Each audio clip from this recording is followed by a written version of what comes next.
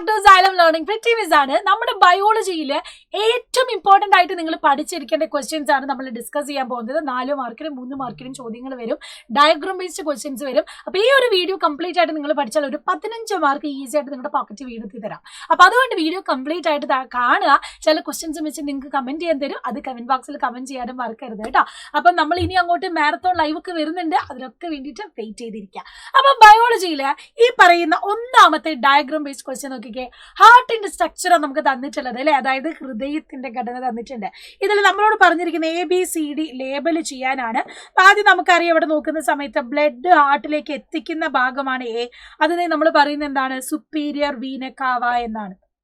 Superior Veena കാവ, അല്ലെങ്കിൽ നമ്മൾ പറയും ഊർധ്വ മഹാസിര എന്ന് പറയും, ഊർധ്വ മഹാസിര. B എന്ന് പറയുന്നത് നോക്കിക്കേ, ഹാർട്ടിൽ നിന്നും ബ്ലഡ് പമ്പ് ചെയ്ത് കൊണ്ടുപോകുന്ന ഭാഗമാണ്. അതാരാണ്? അത് നമ്മുടെ അയോട്ടയാണ്.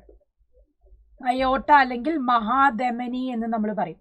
അയോട്ട അല്ലെങ്കിൽ മഹാധമനി. പിന്നെ C ആൻഡ് D. C എന്ന് പറയുന്നത് എവിടെയാ? ലെഫ്റ്റ് സൈഡിൽ നമ്മൾ കാണുന്ന ബൈക്കസ്ബിഡ്, റൈറ്റ് സൈഡിൽ നമുക്ക് ട്രൈക്കസ്ബിഡ് ആണ് കാണാൻ പറ്റുന്ന രണ്ട് വാൽവുകളാണ് ബൈക്കസ്ബിഡ്, ട്രൈക്കസ്ബിഡ് വാൽവ്. അടുത്ത ചോദ്യം, how do blood vessel A and B differ in there function എന്നാണ്. A എന്ന് പറയുന്നത് ഇംപ്യൂർ ബ്ലഡ് ഹാർട്ടിലേക്ക് കൊണ്ടുവരുന്നതാണ്, ആൻഡ് B എന്ന് പറയുന്നത് പ്യുവർ ബ്ലഡ് കൊണ്ടുപോകുന്നതാണ്. അതാ മിസ് ബ്ലൂ ആൻഡ് റെഡിൽ നിങ്ങളെ കാണിച്ചിരിക്കുന്നത്. അപ്പം vein carry deoxygenated blood to right atrium and B is an artery. അതെന്താ ചെയ്യുന്നത്? ഓക്സിജനേറ്റഡ് ബ്ലഡ് ഹാർട്ടിൽ നിന്നും ബാക്കിയുള്ള ബോഡിയിലേക്ക് കൊണ്ടുപോകും, ബാക്കിയുള്ള ശരീരഭാഗങ്ങളിലേക്ക് കൊണ്ടുപോകും. സോ A എന്നത് ഓക്സിജൻ കുറഞ്ഞ രക്തം ഹൃദയത്തിലേക്ക് എത്തിക്കുന്ന സിര, B എന്നത് ഓക്സിജൻ നിറഞ്ഞ രക്തം ശരീരത്തിന്റെ വിവിധ ഭാഗങ്ങളിലേക്ക് വഹിക്കുന്ന ഒന്നും കൂടിയാണ്. What is A function of part D? D എന്ന ഭാഗത്തിന്റെ ധർമ്മം എന്താണ്? ബാക്ക് ഫ്ലോ തടയാനാണ് അല്ലെ. D എന്ന് പറയുന്നത് നമ്മുടെ ട്രൈക്കസ്ബിഡ് വാൽവ് ആണ്. Prevent back flow of blood from right to ventricle. അപ്പം വലത് വെൻട്രിക്കിളിൽ നിന്നും വലത് ഏട്രിയത്തിലേക്ക് തിരിച്ചുള്ള രക്തത്തിന്റെ തിരിച്ചൊഴുക്കിനെ തടയാനാണ് ആരുള്ളത്? നമ്മുടെ ട്രൈക്കസ്ബിഡ് വാൽവ് ഉള്ളത്. ഇത് ക്ലിയർ ആയിട്ട് പഠിച്ചു വെക്കാം.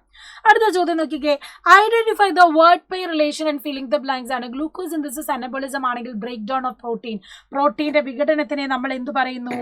കാറ്റാബോളിസം എന്ന് നമ്മൾ പറയും അല്ലെ, കാറ്റബോളിസം. ഓക്കെ, ഇതിന് എക്സാമ്പിൾസും കൂടെ ഇങ്ങനെ നേരെ തിരിച്ചും ചോദിക്കാവുന്നതാണ്. Observe the given figure related to digestion, answer the following. Which process does this figure represent? What is the significance? ഇവിടെ കാണുന്ന പ്രക്രിയ എന്ന് പറയുന്നത് പെരിസ്റ്റാൾസിസ് ആണ് അല്ലെ. പെരിസ്റ്റാൾസിസ് എന്ന് നമ്മൾ പറയും. നമ്മുടെ ഫുഡ് സ്റ്റൊമക്കിലേക്ക് എത്തുന്നതിന് മുന്നേ ഈസോഫാഗസിലുള്ള മസ്കുലാർ മൂവ്മെന്റിലൂടെ, പേശി നിർമ്മിതമായിട്ടുള്ള ഒരു ചലനത്തിലൂടെയാണ് പോകുന്നത്. ആ ഫുഡാണ് എന്ത് ചെയ്യുന്നത്? ഫുഡ് കംപ്രസ് ചെയ്ത് അത് പെരിസ്റ്റാൾസിസ് നടന്നാണ് സ്റ്റൊമക്കിലേക്ക് എത്തുക. അപ്പൊ ദഹനനാളത്തിലൂടെ ഭക്ഷണത്തിന്റെ മുന്നോട്ടുള്ള ചലനം പെരിസ്റ്റാൾസിസ് വഴി ഭക്ഷണം ആമാശയത്തിലേക്ക് ഞെരുങ്ങി എത്തുകയാണ് ചെയ്യുന്നത്. അതൊരു ബോൾ ഇങ്ങനെ എന്ത് ചെയ്യും? ഞെരുങ്ങി ആ മൂവ്മെന്റിലൂടെ എത്തുന്നതാണ്. ഈ ഒരു മൂവ്മെന്റിന് നമ്മൾ പെരിസ്റ്റാൾസിസ് എന്നാണ് പറയാ കേട്ടോ, പെരിസ്റ്റാൾസിസ് എന്നാണ് പറയാം. Observe the figure of Willis. Answer the questions and given below. Name the part labeled as A and B ആണ്. Which nutrients are absorbed into A? How far is the structure of Willis suitable for the absorption of substance? ഈ തന്നിട്ടുള്ളതില് A എന്ന് പറയുന്നത് നമുക്കറിയാം blood capillary ആണ്, രക്തലോമിക. B എന്ന് പറയുന്നത് എന്താണ്? Lacteal ആണ്. B എന്ന് പറയുന്നത് ലാക്ടിയൽ ആണ്. ആൻഡ് എയിലേക്ക് ആഗിരണം ചെയ്യപ്പെടുന്ന പോഷക ഘടകങ്ങൾ ബ്ലഡ് കാപ്പിലറി എന്തൊക്കെ അബ്സോർബ് ചെയ്യും? ഗ്ലൂക്കോസ് അല്ലെ, പ്രോട്ടീൻസ് ഒക്കെ അബ്സോർബ് ചെയ്യുന്നത് നമ്മുടെ ബ്ലഡ് കാപ്പിലറി ആണ്. ഗ്ലൂക്കോസ്, ഫ്രക്ടോസ്, അമിനോ ആസിഡ്സ് ഒക്കെ അത് വിഘടനത്തിന് ശേഷം അബ്സോർബ് ചെയ്യുന്നത് ആരാ? നമ്മുടെ ബ്ലഡ് കാപ്പിലറി, രക്തലോമികയാണ്.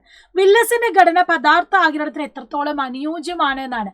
പ്രത്യേകത എന്താ? സിംഗിൾ ലെയർ ആണ്, സർഫസ് ഏരിയ കൂട്ടുന്നു അല്ലെ. സിംഗിൾ ലെയർ എപ്പിത്തീലിയൽ സെല്ലാണ്, ആൻഡ് ഇത് ഫിംഗർ ലെഗ് പ്രൊജക്ഷൻസ് ആയതുകൊണ്ട് ഇൻക്രീസ്ഡ് സർഫസ് ഏരിയ.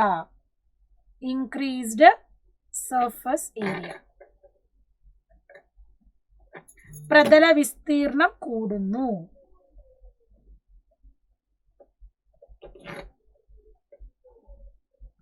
പ്രതല വിസ്തീർണം കൂടുകയാണ് ചെയ്യുന്നത് കേട്ടോ. ഇത് കമ്പയറബിൾ ആയിട്ട് തന്നെ നിങ്ങൾ പഠിച്ചു വെക്കാം.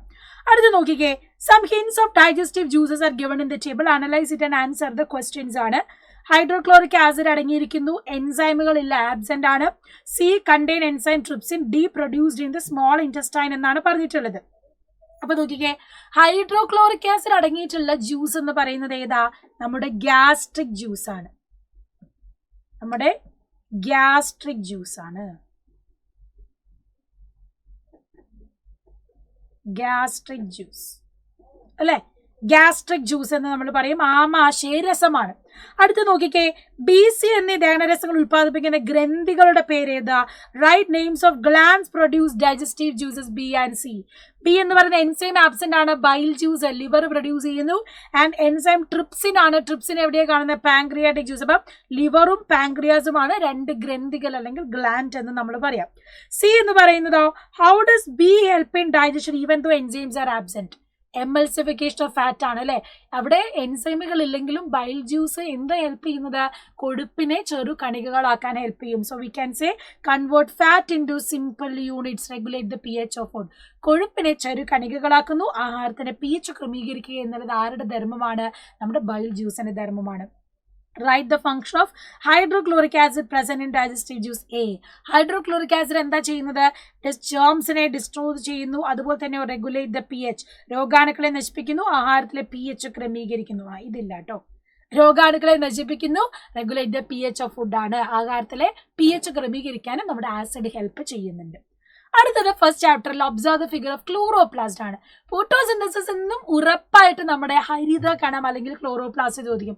സ്ട്രക്ചർ എന്തായാലും എൻ്റെ മക്കൾ പഠിക്കണം. നിങ്ങൾ ഇതുപോലൊരു ഡയഗ്രാം തന്നെ ഈസി ആയിട്ട് പഠിച്ചു വെച്ചാൽ മതി, കിട്ടും. ഇപ്പം ഇതിൽ എക്സ് ആൻഡ് വൈ ചോദിച്ചിരിക്കുന്നത്. എക്സ് എന്ന് പറയുന്നത് നമ്മുടെ ഗ്രാനയാണ്, വൈ എന്ന് പറയുന്നതോ stroma. Okay, explain the photosynthetic process which takes place in X and Y. ഗ്രാനയിൽ എന്താ നടക്കുന്ന? ലൈറ്റ് ഫേസ്, പ്രകാശഘട്ടമാണ്. ആൻഡ് വൈയിൽ എന്താ നടക്കുന്നത്? നമ്മുടെ ഡാർക്ക് ഫേസ്, ഇരുണ്ട ഘട്ടമാണ് അല്ലെ. അപ്പൊ അത് കറക്റ്റ് ആയിട്ട് തന്നെ പഠിച്ചു വെക്കുക. ആൻഡ് ഇനി വ്യത്യാസം എന്താ? പ്രകാശഘട്ടത്തിലാണ് ജലം വിഘടിച്ച് ഓക്സിജൻ ആകുന്നത്, വാട്ടർ സ്പ്ലിറ്റ് ചെയ്യുന്നു, ഓക്സിജൻ പുറത്തോട്ട് പോകുന്നു, ഹൈഡ്രജൻ സ്ട്രോമയിൽ എത്തുന്നു, പ്രകാശോർജം രാസോർജമാക്കി ATPയിൽ സംഭരിക്കുന്നു.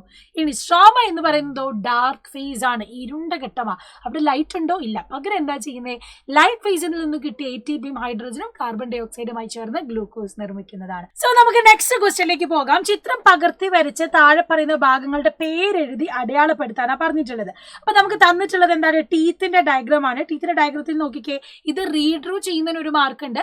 ആൻഡ് പല്ല് നിർമ്മിച്ച ജീവനുള്ള കല ഏതാണ്? ലിവിങ് ടിഷ്യൂ എന്നാ ചോദിച്ചിട്ടുള്ളത്. അതിന്റെ ആൻസർ നമുക്ക് എഴുതണം. രണ്ടാമത്തേത് എന്ന് പറയുന്നതോ രക്തക്കുഴലുകൾ, ബ്ലഡ് കാപ്പിലറീസ് എവിടെയാ കാണുന്നതെന്ന് നമ്മളോട് ചോദിച്ചിട്ടുണ്ട്. ടീത്തിന്റെ സ്ട്രക്ചർ നമുക്ക് പഠിച്ചാൽ മാത്രമേ ഇത് പ്രോപ്പർ ആയിട്ട് എഴുതാൻ പറ്റുള്ളൂ. മൂന്നാമത്തേതോ പല്ലിന്റെ ഏറ്റവും കടുപ്പമേറിയ ഭാഗം, ഹാർഡസ്റ്റ് ആയിട്ടുള്ള റീജിയൻ എവിടെയാണെന്നാണ് ചോദ്യം. അപ്പൊ ഇതിൽ നമുക്കറിയാം ജീവനുള്ള കല എന്ന് പറയുമ്പോൾ ഇവിടെ നോക്കുക, ഇതാണ് നമ്മുടെ ടീത്തിന്റെ സ്ട്രക്ചർ എന്ന് പറയുന്നത്. അപ്പൊ ഇവിടെ living tissue which tooth is formed എന്ന് പറയുന്നത് ഇതാണ്, ഡെന്റൈൻ ആണ്. ഇതാണ് നമ്മുടെ A എന്ന് പറയുന്നത്, ഡെന്റൈൻ എന്ന് പറയുന്നത്. പിന്നെ നമ്മളോട് ചോദിച്ചിട്ടുള്ളത് എന്താണ്? ബ്ലഡ് കാപ്പിലറി കാണുന്നതാണ്. അപ്പം രക്തലോഹികൾ കാണുന്ന, രക്തക്കുഴലുകൾ കാണുന്ന ഭാഗത്ത് നമ്മൾ പറയുന്നത് പൾപ്പ് ക്യാവിറ്റി എന്നാണ് കേട്ടോ, പൾപ്പ് ക്യാവിറ്റി എന്ന് പറയും. ആൻഡ് ഇവിടെ ഏറ്റവും ഹാർഡസ്റ്റ് ആയിട്ടുള്ള റീജിയൻ എന്ന് പറയുന്നത് ഏതാണെന്നുള്ളത് നിങ്ങൾ കമന്റ് ബോക്സിൽ കമന്റ് ചെയ്യണം. ടീത്തിന്റെ സ്ട്രക്ചർ നിർബന്ധമായിട്ട് പഠിച്ചിട്ട് പോകേണ്ടതാണ്. എക്സ്പെക്റ്റഡ് ആയിട്ട് വരുന്ന ഒരു ഡയഗ്രാം കൂടിയാണ്. സോ ഇതിന്റെ ആൻസർ നിങ്ങൾ എന്ത് ചെയ്യുക? കമന്റ് ബോക്സിൽ കമന്റ് ചെയ്യുക. കൂടുതൽ ക്വസ്റ്റ്യൻസ് ഒക്കെ നമ്മൾ മാരത്തോൺ ലൈവിലൊക്കെ ആയിട്ട് ഡിസ്കസ് ചെയ്യുന്നതാണ്. So wait for that. അപ്പം ചോദ്യത്തിന്റെ ആൻസർ കമന്റ് ബോക്സിൽ കമന്റ് ചെയ്യാൻ മറക്കണ്ട.